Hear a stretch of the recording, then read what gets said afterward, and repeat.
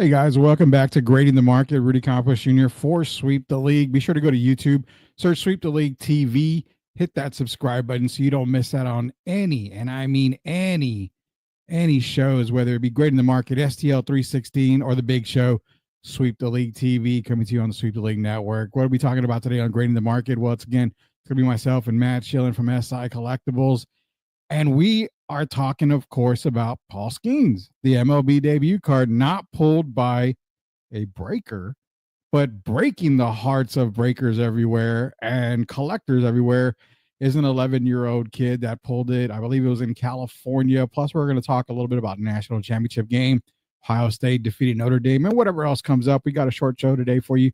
But again, let's get started with grading the market. Let's bring him in here, the legend here at Sweep the League TV when it comes to collectibles, SI himself, Mr. Matt Schilling. What's going on, Matt? Hey, what's going on, Rudy? Thanks for having me back once again. So as you hinted at, sort of in the beginning of the intro there, the Paul Skenes RDPA has been found. The rookie debut patch autograph that probably had one of the highest bounties on it in the hobby. I think there was one from David Adams, and I think there was one from the Pittsburgh Pirates, which was an absolutely massive haul if the trade were to be accepted, and they were then to become the second owner of the card. But let's not talk about that for right now. Let's talk about how the card was found. So as of the last 24 hours in the frenzy of the Skenes 1/1 rookie debut patch autograph being found, an 11-year-old on Sunday, from what I understand, went to his local card shop, took his allowance money, and bought a single pack of Topps baseball. Yeah. Single pack. Not a box, not a blaster, not a mega box, not a hobby box, a single pack.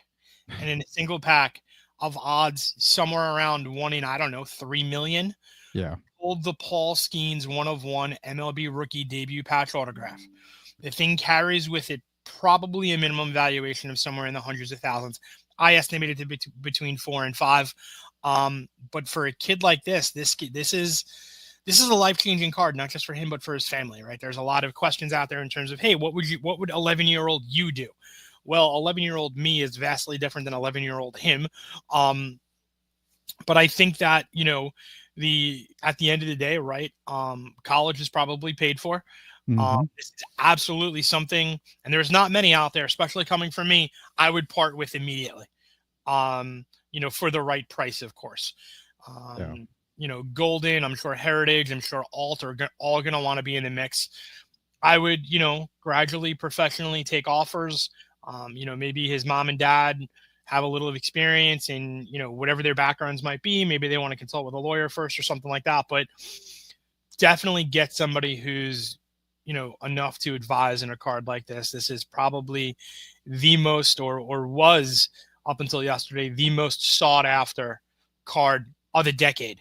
Not of the year, not of the month, but of the decade. So, congrats to the little guy out of California. All of the remaining collecting world, all 99.99% of us are a little bit sad we weren't the ones that pulled it, but congrats to the little guy out of the West Coast there.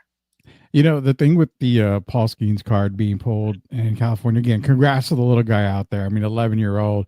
It reminded me of a local guy in San Antonio that went to What's on Second Card Shop. And I remember clearly he pulled the Luca 1/1. Was it the rated rookie gold? That was pulled here. And actually, that was like the same week or a week before I pulled that Luca the 10 auto rookie. And again, a sought after player. And you made the comment, hold the card, sell the card. What do you want to do? This is one of those things where if I'm a massive Paul Skenes fan, my only option right now is probably sell the card, because a card like this, yeah, you never know the value. Right now, the value is so astronomical that I had the fear of Luca kind of spiraling down a little bit, because it does tend to happen. So it's got to be, you got to think that the card's going to go to Golden or someone right away. And in matter of fact, it's probably already on its way there. Yeah. That's the thing. I think you're saying 500,000. I mean, I'm putting a price maybe around 250, maybe 200,000, but Could this essentially be $1 million card if Skenes gets any more better in the next couple of years? Um, here's the trade-off, right? I think right now is the peak of the market for him before he heads into the next season. And the reason I say that is there are too many factors. I mean, you go to day one. Let's see, he comes out. He's going to probably be their number one starter on opening day. Yeah, He gets rocked. That card's losing 20% right off the top. yeah. Let's say, the medical minds of the MLB decide to come in and say he needs Tommy John surgery. That card's losing 40% of its value. That's the scary part because That's as a it's pitcher, right now. There oh is my no God. better time between, I'd even say, now and March 1st. So you have a 40-day window, give or take a couple days, to Yeah, get rid of this thing. It's never going to see the value it's going to see in the next 40 days. 500, maybe, a little bit more, give or take. I'm sure Kenny Golden over at Golden Auctions, well-known guy throughout the hobby. We all know him. We all love him. I'm sure he'll probably, has some folks in his back pocket that'll pay upwards of that number. Who knows what the Pirates want to do with it? How do they want to come in? I know Skenes and his girlfriend Libby Dunn have been big in this, movement for the ransom of the card. But literally, I think the kid's got a 40-day window if he wants to get top dollar for this card. graded. Do you grade this card? You do, but I don't think the grade matters. Yeah, I would say so. 8, 9, 10, it's all going to be the same. I got it. Okay. And that was my next thought was grading the card. I mean, probably Golden. They're probably going to be like, well, let's get the card graded. We'll put it up back there, have it sealed and He everything. may not So be, in this case, he may just have it sealed and or authenticated. I don't know if he'll have it graded. I'm not saying the condition is wrecked. I haven't seen the card myself, but I don't see it grading anything lower than an 8. A 10 with these is super difficult. Anytime you have definitely. thickness of card, anything you have, the logo raised, just out of sheer, hobby experience, getting a 10 on something like this is nearly impossible. I personally would go to BGS for this because I think the 9.5 would be probably 9.5 according to their standards. Again, not knowing what kind of condition, how this left the pack and where it went from there. So, having no insight into that, I can't really give an accuracy there. But if it's minimal or from pack to holder or pack to penny sleeve, as the saying goes, it's probably a 9.5, barring any, floor No, drop. wasn't this sorry, what was it? Wasn't this card a redemption though? Oh, if it was, then even better. That's the crazy part because I know there was a rumor out there that the Paul Skenes was a redemption. I mean, they do technically have the card, but it wasn't put in a pack. Being how sought out it was, they made it a redemption. Well, if that's the case, then more power to the kid. He's probably getting a 9.5, 10 since it's coming straight from Topps.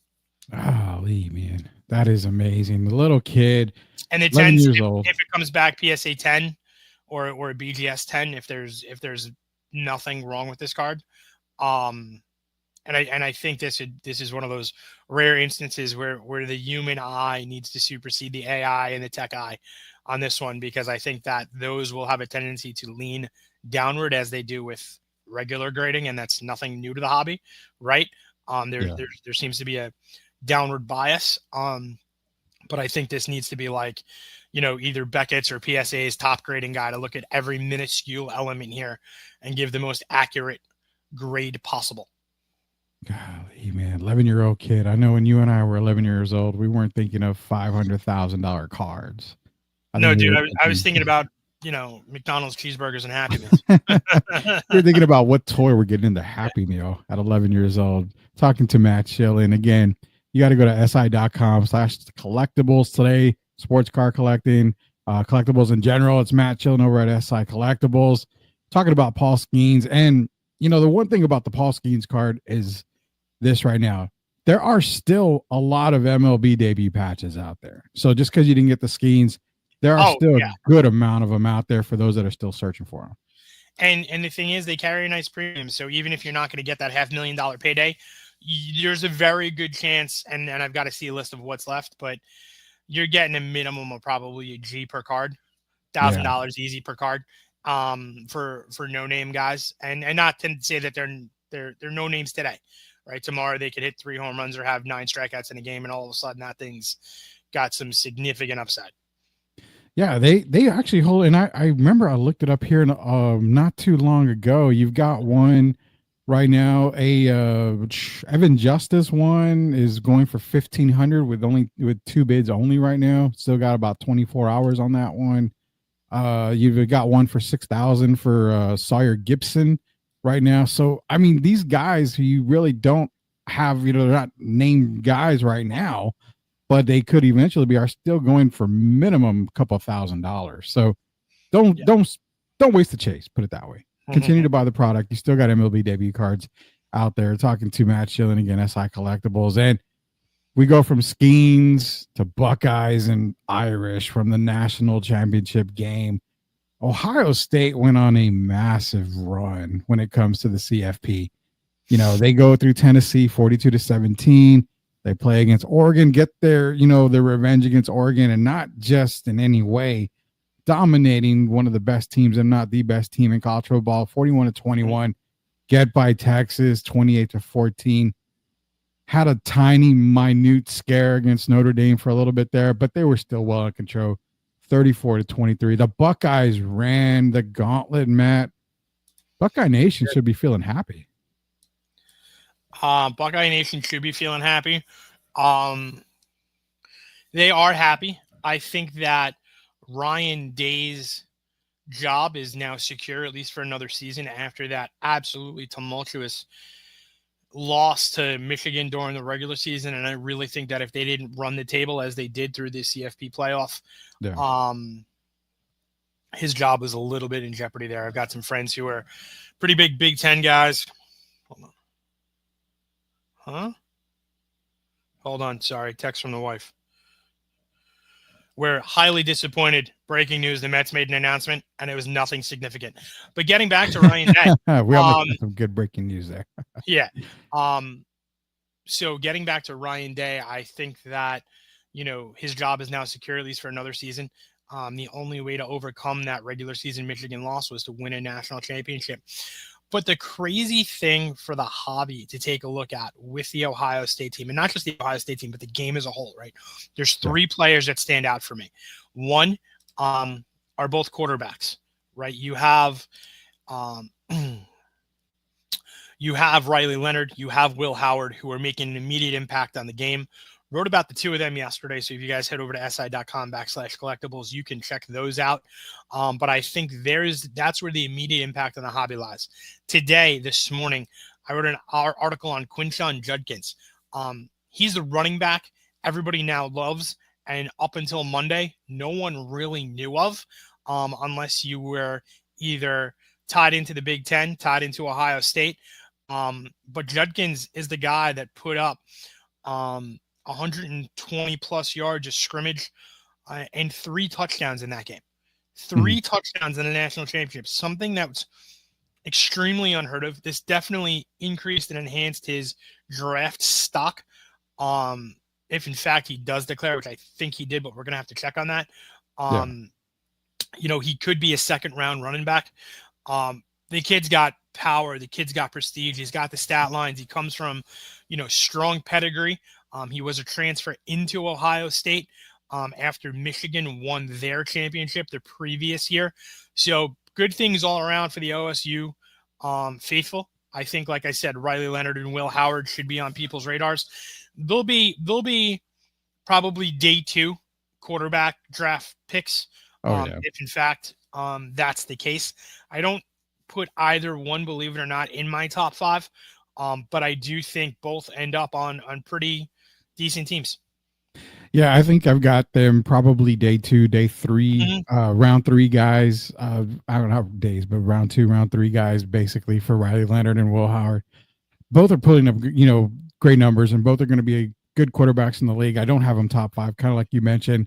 You mentioned Judkins as well, but one thing that's kind of cool in the hobby, speaking of, is you've got college prism draft. You've got all of these different things that kind of cater to the collegiate guys. So let's not forget that you've got the true freshman, the freshman out there, Jeremiah Smith. His cards, collegiate wise, right now are probably going to go skyrocketing because he's not draft eligible yet for a couple of years. So is it time to maybe jump on that Jeremiah Smith bandwagon? I'm not opposed to jumping on the Smith bandwagon, but sort of I take the heavily cautious approach to anything collegiate. Um, because in a lot of cases, right, you have cards that are I think some are licensed and some are unlicensed. Yeah. That's one factor, right? The other factor is, hey, you don't know what's going to happen tomorrow with the implementation of the transfer portal. Yeah. Will Howard got a lottery ticket to a national championship. Judkins, lottery ticket to a national championship. That's one team of, you know, a few hundred that are competing for that. At the end of the day, right? Everybody starts day one is wanting to compete for the national title. But you just have to be weary about these guys because you got to remember too, only a small percentage of them are still going to make the NFL. Yeah. That is And if true. they don't, then those values are gone as fast as they came. So that's my, I take an uber conservative approach to anything collegiate, just because it's such a crapshoot. Now, listen, if you have, you're not living in a professional sports city and college sports are what you follow and how you've kind of sort of dedicated your weekends, dude, by all means, go out there, stock up on your favorite players, create a PC around a team, whatever the case may be, and good on you if you can get some serious ROI. But I just take being, somebody from New York where I have the Yankees, Mets, Jets, Giants, Knicks, Rangers, Islanders. There's a lot more there than somebody who plays for St. John's basketball. That is true, man. We're talking to Matt Schilling, SI Collectibles here, talking about some national championship talk here. Will Howard, Riley Leonard, guys that you're going to be looking for coming up in the NFL draft. Also, when their cards come out, definitely want to pick them up. Like we mentioned last time, I was picking up Spencer Rattlers before he became starter, looking at a lot of these guys. Now, can't go out and get a Jaden Daniels pretty cheap anymore. Can't go out and get a Bo Nix cheap anymore. But for a while there, you could get a guy like Michael Penix Jr. because he wasn't starting. Got started towards the end of the year. I mean, there's definitely different guys out there you can pick up. Look for Riley Leonard and Will Howard. One last thing before we go here on Grading the Market, which you can get by subscribing to our YouTube page, Sweep the League TV. Hit that subscribe button. Is this yesterday, Matt? The MLB released their Hall of Fame class of 2025. The guy who should have been unanimous wasn't, and we're actively searching for the one guy who didn't vote for Ichiro. But you also saw Wagner and Sabathia get in. In terms of sports cards and collectibles, does making the Hall drive up the price on some cards? Because it's weird. If a player passes away, you kind of see a spike a little bit. They make the Hall of Fame. It spikes, but this is the question I want to ask is, Tim Duncan make the Hall of Fame? His card stayed even, didn't go up any much. But the MLB Hall of Fame, knowing how difficult it is to get in, does that kind of move the market and the needle a little bit? Not as much as you would think it does, and I think everybody knows that answer. A guy like Ichiro has that long-term inherent value into his collectibles, his autographs, his jerseys, his cards, what have you, right? A guy like Billy Wagner just doesn't carry it. And I'm a Billy Wagner fan. He played for my Mets, right? Good on him. Had a hell of a career. But it's not going to do anything for his cards. It's just, he wasn't, even star players, I don't necessarily think that you're going to see a spike unless you're that, not necessarily even that generational talent, but what the hobby deems you as a generational talent. Now, Mike Trout, latter part of career, more hurt than not. I don't know. I don't know what that does to his cards. Shohei Ohtani, definitely going to spike. You're probably going to see 10, 15%. And that's just a culmination of his career, right? Guys like Lindor, yeah, he's got Hall of Fame numbers. He's got to keep it paced up for another 2-3 years, and he'll have a lock in that. Hopefully he goes in as a Met. Does that do anything for his cards? I'm not really sure. Yeah. Maybe 10 or 15%. And then, right, they're gonna taper off again. It's going to be interesting to see how Paul Skenes' career plays out. It's going to be interesting to see how another, probably handful of guys' careers play out, right? What happens, or how do you consider even early valuations of guys like Sasaki, right? These Japanese imports that could have a significant impact on the U.S. game, but does that translate into valuation? We really don't know. We haven't seen how the market's tested yet. Because these guys haven't so sort of made that pinnacle move, haven't been selected to the Hall yet. The careers aren't over. They're still going. Injury factors come into play. I don't think that can be said of Ohtani because I still personally believe he's a robot, but that's a whole nother conversation. But you might see a premium. Like I said, 10-15%. You're not going to see 100% increase just because the guy made it to the Hall of Fame. And I don't think I know how hard it is to get in. Basketball, there's no real translation there.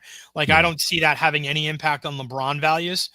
Kobe values, on the other hand, the unfortunate circumstances that situation is of him passing away in his early 40s in an absolute tragedy, skyrocketed the values of his cards. Yeah. That's going to happen. But if he were, wherever he was in his career, blah, blah, blah, blah, I don't think the Hall of Fame would have mattered. To a guy like Jordan, it's a 20-30% increase. To a guy, other guys, I don't know. I really don't know. Yeah, I don't think it has any effect on guys like Joker or even Luka. Luka's values have actually been in a little bit of a decline. God, they've been in a massive decline. I wouldn't be nice about it. A little bit. Yeah, I wouldn't be nice about it. Not on our show here for Grading the Market. It's been a massive decline. So yeah, it just kind of shows, making the Hall of Fame, for those that ask the question, it doesn't really do much to value. I mean, value is going to be where it is, and really the only kind of thing in card collecting and collectible in general is you're more likely to see a value go down before you're going to see it go up, to a massive amount. So keep that in mind, guys, for Hall of Fame. Congratulations to CC Sabathia, Billy Wagner, and Ichiro Suzuki, newest class of the 2025 MLB Hall of Fame. What you guys can do is go to YouTube, search Sweep the League TV. You can get this great show, Grading the Market, with Matt and myself. We come to you once a week, maybe twice a week. We can get it done, but minimum once a week. Also, Eric Jacob Canziano is also the other host for Grading the Market. So you've got a lot of coverage back to back, coast to coast here at Sweep the League. So we're going to end the show right now. But for those of y'all that always ask, the show is previously recorded. It'll be in the title. We'll maybe go live a couple of times. We'll try the live version here for Grading the Market. But for right now, it is previously recorded. You can go follow Matt Schillen and X. It's at MJ Schillen. You can follow me at Sweep the League. So for Matt Schillen, this is Rudy Campos Jr. Until we grade the market again, we'll see you later, knuckleheads.